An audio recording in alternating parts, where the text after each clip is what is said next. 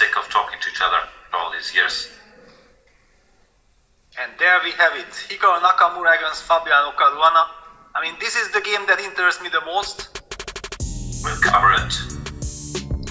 But of course we know that Magnus Carlsen and Yu Yangji are the two players only with a 100% score on 5 out of 5.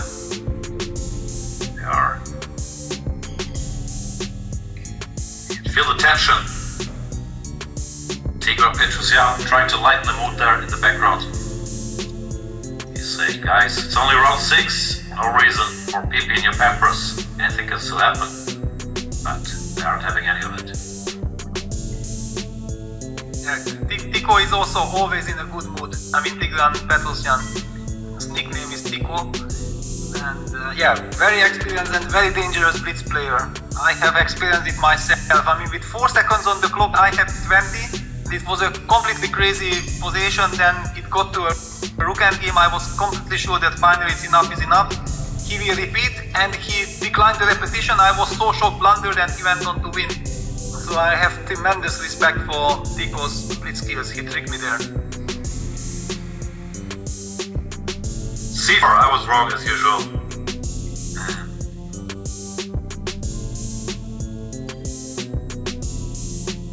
Wow. So C4 E3. Aha, C4 E5.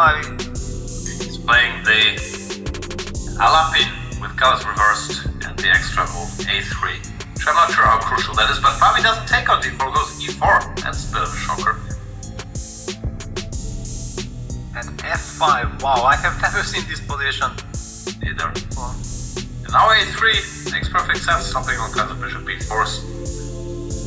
Yeah, running is for white, yeah? Taking big risks here early on. Yeah, white has so many different ways, and I would argue that this is very much Hikaru's territory, but he goes DC. Takes on C6, also surprising. Yeah, I'm a bit surprised by this.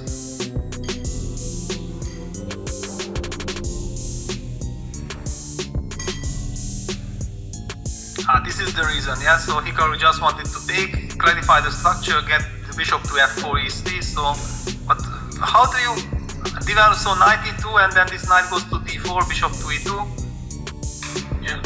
That's the second time. He finds time to play H3. Yeah, that was my concern also, that if I go knight E2 immediately, there is knight H5. Yeah, strategically very risky position for Fabi. White just gets the pieces out, the rooks in the middle, many weaknesses in the black camp. I have the same impression that D takes C6 came as a surprise, but now that we see what Hikaru had in mind, it makes perfect sense. Yeah, I don't like this for black one bit. So much easier to play with white as well. Bishop E2, Queen E2, castles, Rook FD1, Rook AC1, then see what gives. And just as I say it, Nakamura forces the issue with pawn to C5. Very interesting. And then he wants to go for, against D5, he wants to go for some B4, B5 ideas, I guess. Yeah. Pronouncing this bishop is a little strange on D7. Now Fabi in trouble here, and I'm a bit surprised how he handled the opening, that he went for this D4, E4, F5. He's such a clear player usually, to make it a fight. Yeah, but I mean, my feeling is that exactly this is the way how you should never play against Hikaru. I mean, you play into his hands. He is an incredible player, and if you let him play, then this is what you're gonna get. Yeah.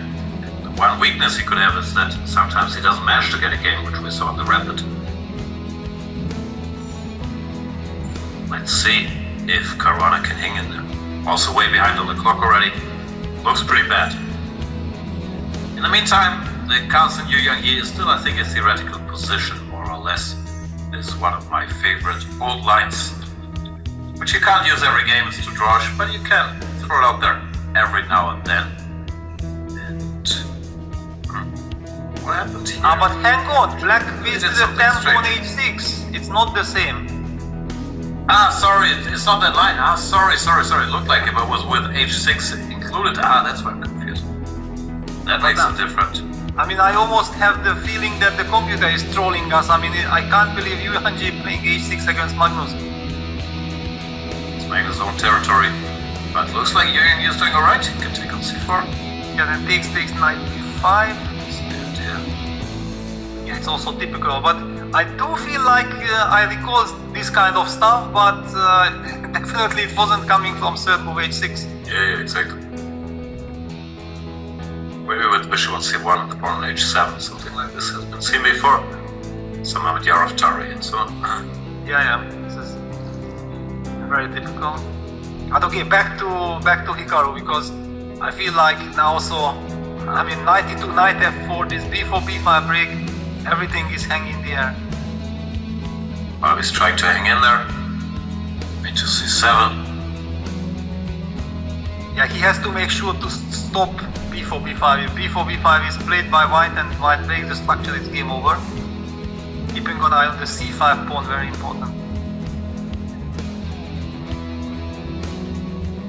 Knight e2, knight f4 maneuver had been played, so now very tempting to try to bring that queen to c3. But Hikaru also breaks with b5 immediately.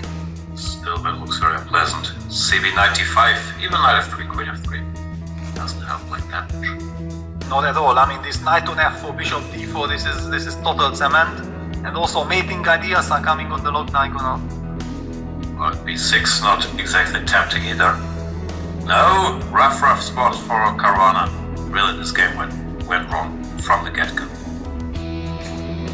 Yeah, like after move 4-5, we're already shocked, yeah, that how could this happen to Fabi? Yeah, why would choose this? We will never know. But let's see if Nakamura converts on the strength of it. Now decision bc or b6 both look interesting. Plays b6. And queen c2. No nonsense, also threatening queen c3 now. Yeah, it will be a very, I mean, double, triple attack. Yeah, I'm attacking the rook on a5, knight on e5, pawn on g7, and knight c4 jumps, but still. d3, very. Protecting the c5 pawn, very smart. Yeah, f4 had to be played. I mean, black needs to create some counterplay. He takes f4, runs into some bishop g6, and eventually the c5 pawn might be a target. He's trying to change the nature of the position. Still looks terrible. And let's see if he can confuse Hikaru. Queen c3 played, rook a3 and rook b3. And takes. Do we have knight d2? Doesn't do it. But Takes on e3, but something happened. This is a mess now. What is Hikaru doing? I mean, why does he lose the grip? I think he blundered rook a3 after queen c3. Of course, yeah, that's for sure. And the queen can't stay on this diagonal. And now, it's a mess. Okay, Fabi very low on the clock. Oh, and the million moves are coming in at the same time. Knight b4, bishop to e8, knight takes d5. I think this was missed. And Hikaru's back in control. Yeah, Fabi paying the price here for his clock management. Now he seems lost. And now we see that maybe Hikaru didn't miss anything. It was part of his plan to mix things up here with this knight b4 idea. Hitting the pawn on c6. Yeah, but bishop e8 was a big gift. And Hikaru does win the game.